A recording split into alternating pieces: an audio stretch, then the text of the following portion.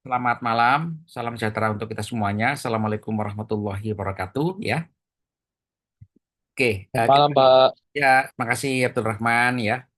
Nah, seperti biasa materi ini saya rekam, kemudian saya unggah di YouTube ya, sehingga Anda yang tidak menyimak pun bisa mendapatkan materi ya dengan mengakses YouTube ya. Nah, saudara-saudara kita lanjutkan ya di dalam apa itu pengembangan sistem informasi ya, itu ada suatu kerangka kerja ya. Kemarin kita menjelaskan kerangka kerja tentang SDLC ya, Software Development Life Cycle ya, SDLC. Nah, kelanjutan daripada atau pengembangan daripada SDLC ini di dalam kita merancang sistem informasi itu adalah PISES ya. PISES itu adalah Performance Informations ya. Kemudian E-nya adalah Economics ya kan. C-nya adalah Control, nah, kemudian E-nya adalah efisiensi, kemudian S-nya adalah service ya. PISES ya. Jadi PISES ini saudara-saudara merupakan kerangka kerja. Kerangka kerja di dalam kita membangun sistem informasi dalam berbagai macam bentuk atau aplikasi. Jadi kerangka kerja ini ya kan, melengkapi daripada SDLC, Software Development Life Cycle ya. Jadi dengan PISES ini Anda punya apa itu langkah-langkah besar ya, langkah-langkah utama di dalam membangun sistem informasi.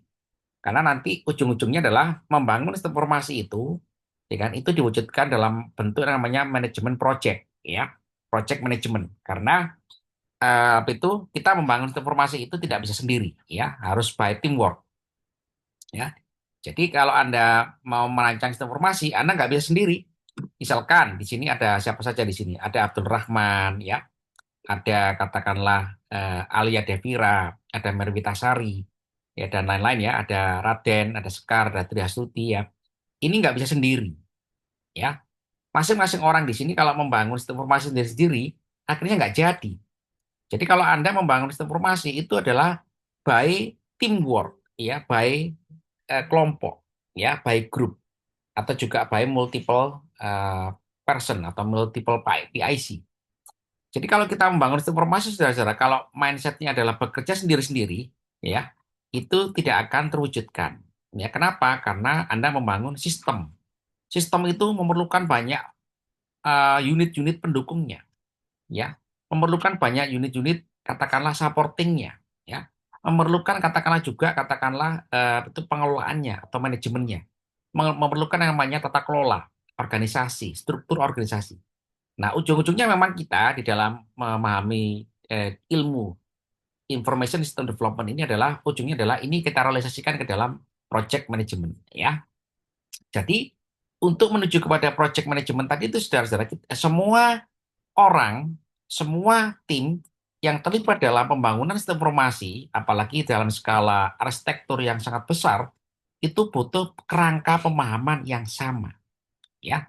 Kerangka pemahamannya adalah sebagai contoh adalah ini ya, PISES ini ya, performance, information ya, economics ya, kemudian apa itu control ya, kemudian efisiensi dan service ya. Jadi semua orang punya kerangka pemahaman yang sama ya. Nah, kerangka pemahaman yang sama ini dijadikan sebagai langkah-langkah kerja yang utama.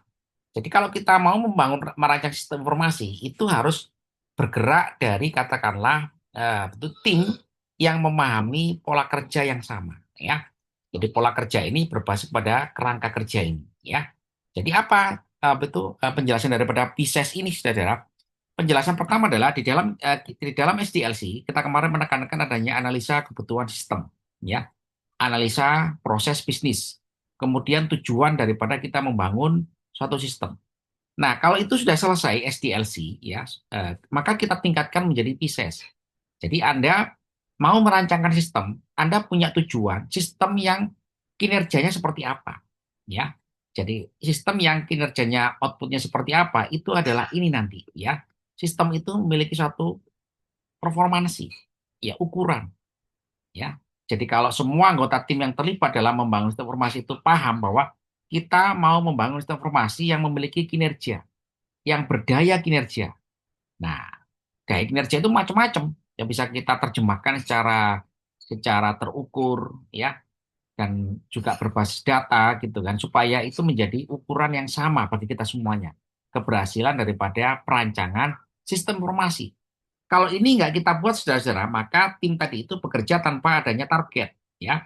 Hanya sekedar membangun, hanya sekedar jadi, akhirnya performansnya diabaikan. Nah, berbeda kalau Anda sebagai contoh adalah itu Anda kepingin merancang betul mobil listrik. Orang merancang mobil listrik itu tentu adalah dia harus punya suatu ukuran. Apa keberhasilan daripada membangun mobil listrik? Sebagai contoh ya, sebelum kita bicara web ya dan information system ya. Anda sudah tahu saudara-saudara mobil listrik ya, saudara-saudara? Halo, Ya Pak, sudah tahu Pak. nggak tahu lah, pernah minimal pernah nyoba naik ya, gitu ya. Gimana rasanya enak nggak mobil listrik itu?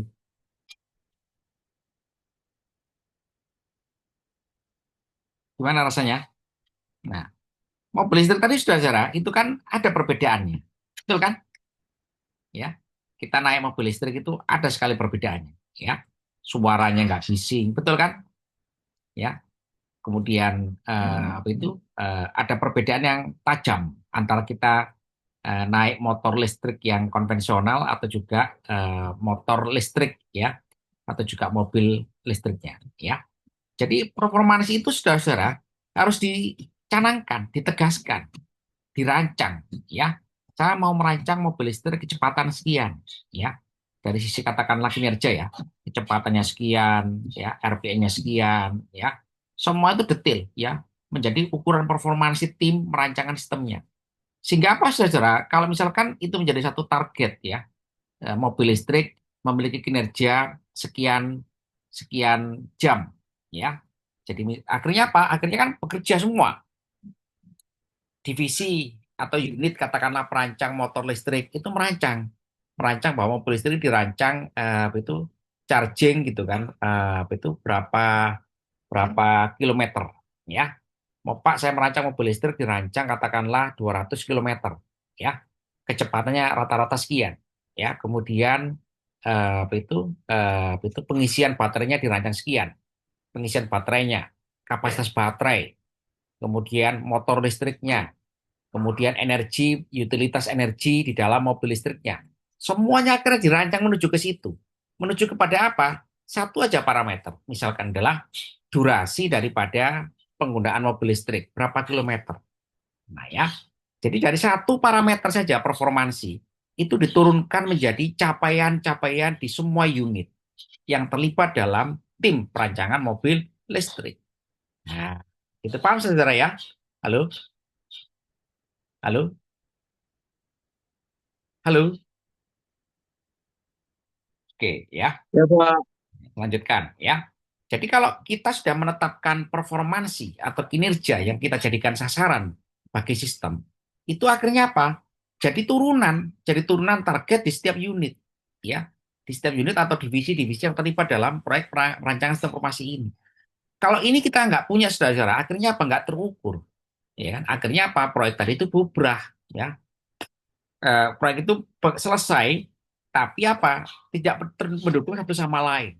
Sebagai contoh tadi ya, kalau misalkan Anda membangun mobil listrik, Anda tidak menetapkan performansi misalkan ya, akhirnya apa? Motor listriknya, divisi motor listrik ya kan, desainnya ini untuk berapa kilometer? Ya nggak tahu Pak, pokoknya jalan aja. Nah, gitu ya. Kemudian divisi baterai yang merancang baterainya, Eh, volume baterai, ya, kapasitas baterai, ya charging baterai itu akhirnya ini untuk berapa kilometer ya pokoknya bisa jalan dulu aja Pak. Oh, nggak bisa ya jadi kalau Anda mau merancangkan satu sistem semua itu harus punya ukuran performansi nomor satu tentu ini adalah terkait dengan sistem informasi apa saja yang terkait dengan performansi daripada sistem informasi macam-macam response time time response ya kemudian interaksi user, ya, pengolahan data, ya, dan lain-lain dan sebagainya.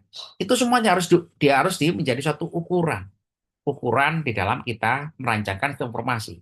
Sedetil mungkin sehingga apa menjadi acuan.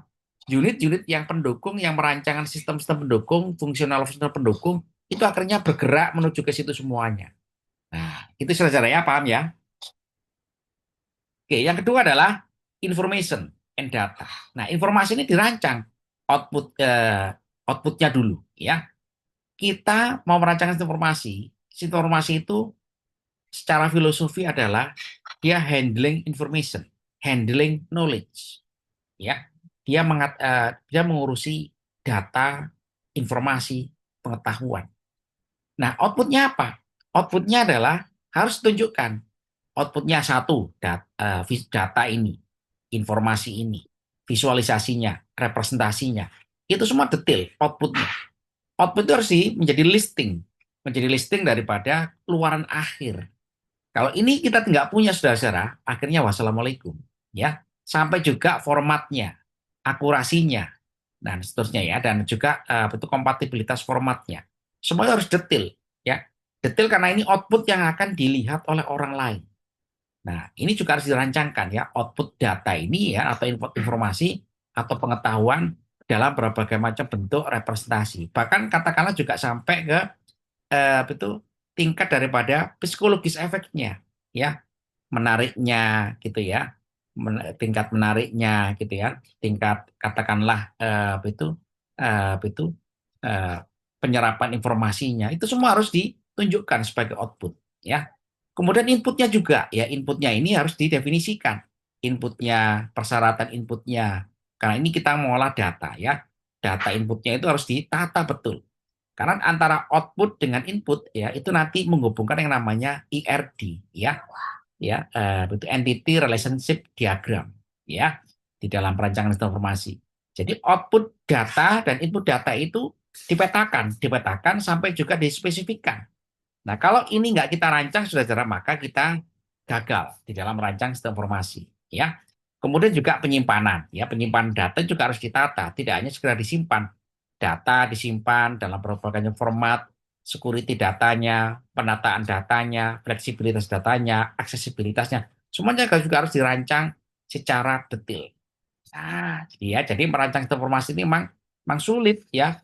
Kenapa? Karena barangnya nggak kelihatan. Ya, dia banyak adalah barang virtual ya, tapi eksis ya secara pengetahuan seperti ya. Kemudian juga tingkat ekonomisnya ya.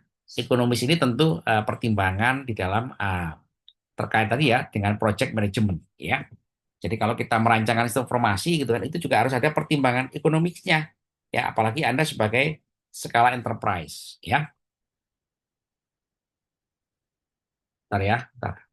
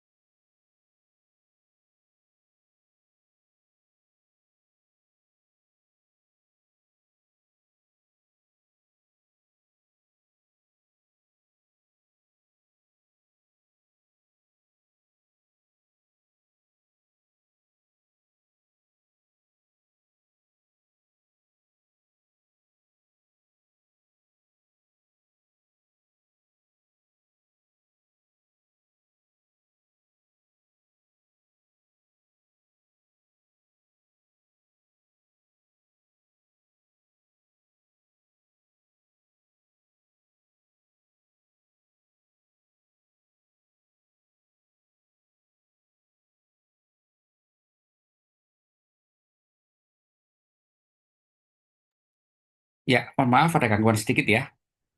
Nah, ekonomis ya. Tadi P sudah performansi ya. I information, E economics ya. Economics ini memang itu pertimbangan daripada biaya ya.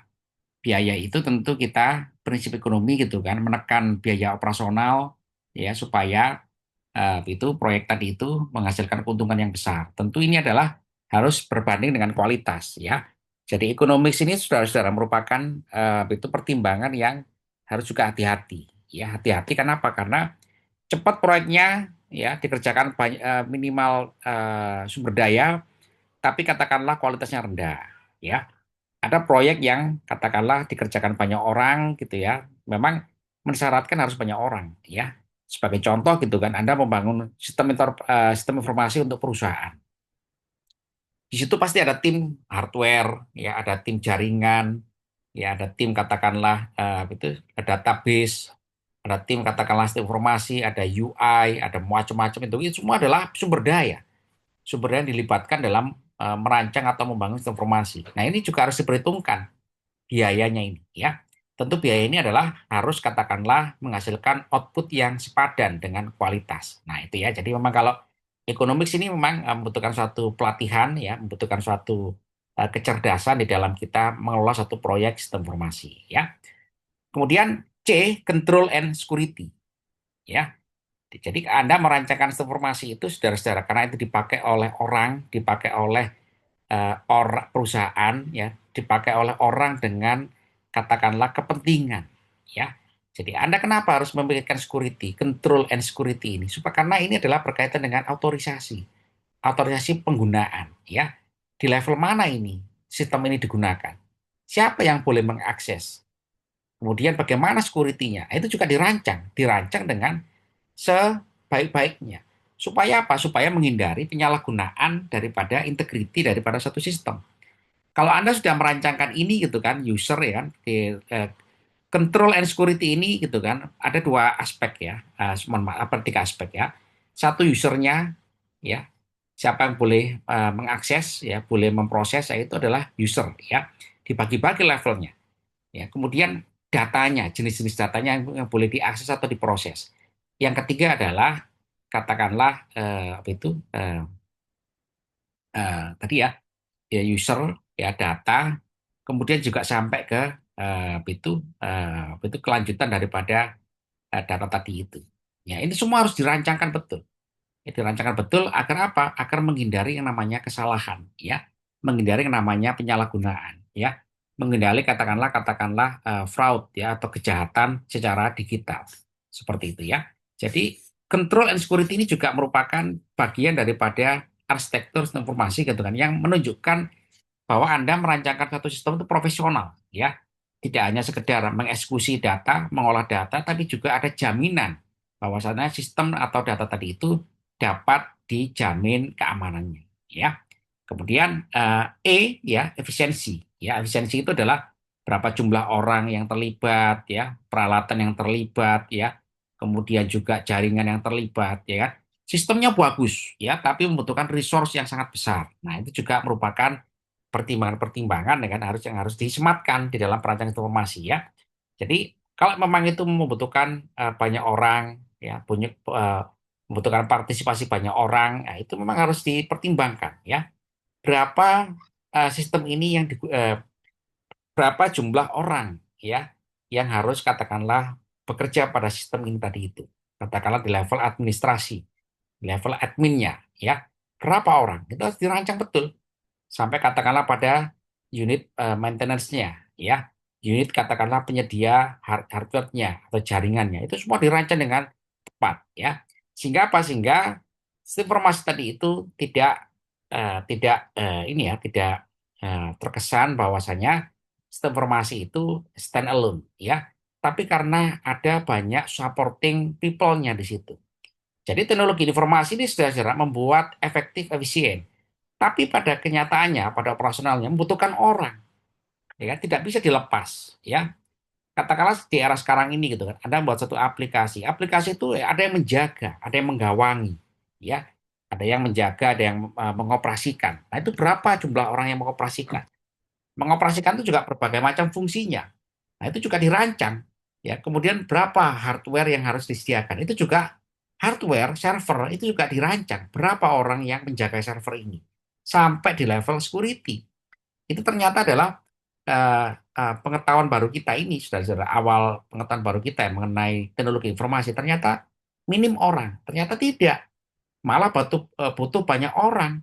Ya, karena aplikasi itu tidak bisa dibiarkan let it follow gitu aja. Ya, semua aplikasi yang tersedia di dalam dunia internet kita ini, saudara-saudara, ada yang mengawalnya, ada yang melayaninya, ada yang mengelolanya. Itu semua adalah people, orang. Nah, itu juga dirancang. Kalau sistem ini jadi, siapa yang menjadi adminnya? Apa adminnya? Ya.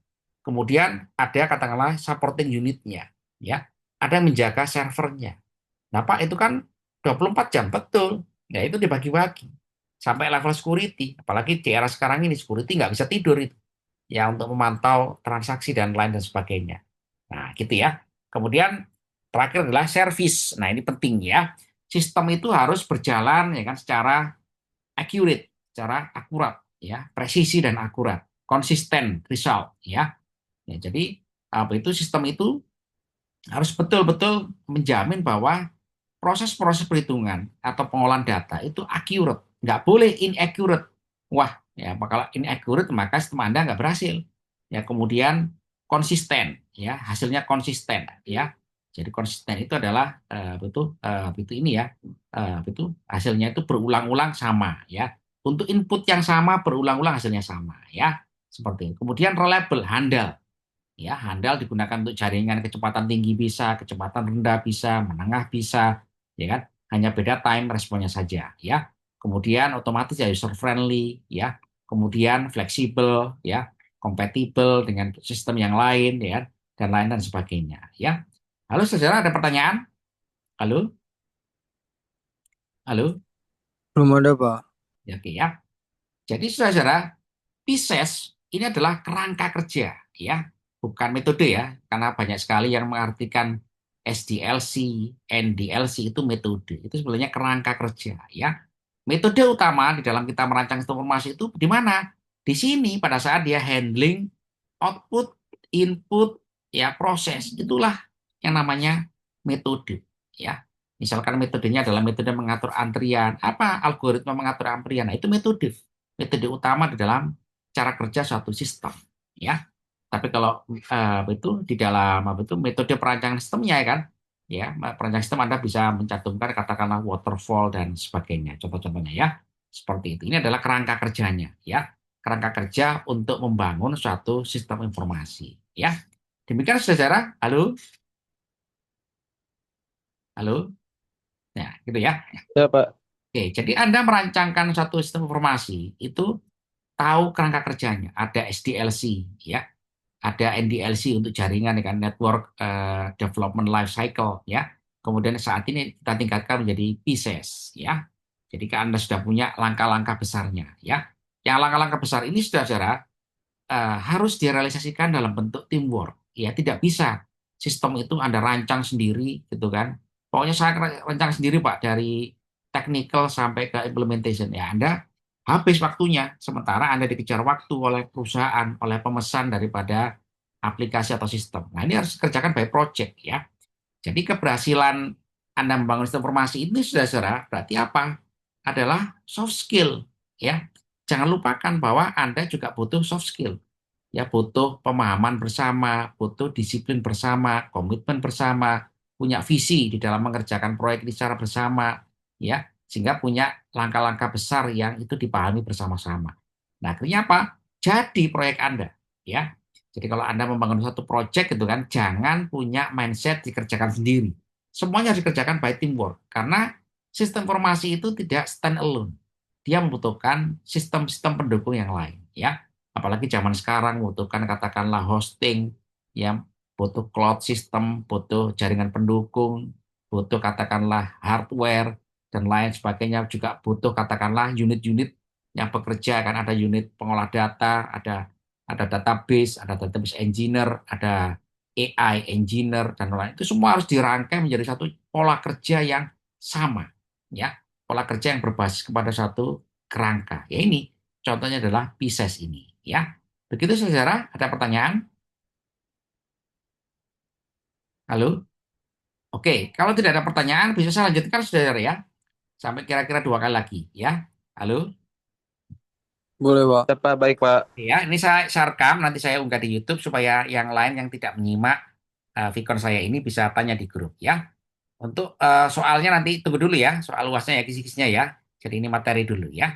Terima kasih saudara atas waktu Anda. Selamat malam, selamat Ya, belajar, terima selamat kasih, Pak. ya.